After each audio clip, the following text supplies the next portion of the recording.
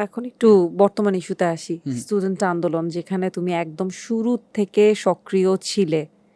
তো এখন তো যে যে জন্য আন্দোলন যে দফাগুলো ছিল ৬ দফা, ১ দফা সবগুলো হুম, হুম। দফায় স্টুডেন্টরা জয়ী। এখন এই ৫ আগস্ট বা ৩৬ জুলাইয়ের পরবর্তী সময়টাতে এখন কি মনে হচ্ছে যে দাবি দেওয়াগুলো তো পূরণ হলো। এখন আমরা আসলে কোন দিকে যাচ্ছি? এখন কি মনে হয়? আসলে আমি যতটুকু আমার মনে হয় যে আমরা যেটার জন্য ফাইট করেছি সে কাজটা আলহামদুলিল্লাহ হয়েছে।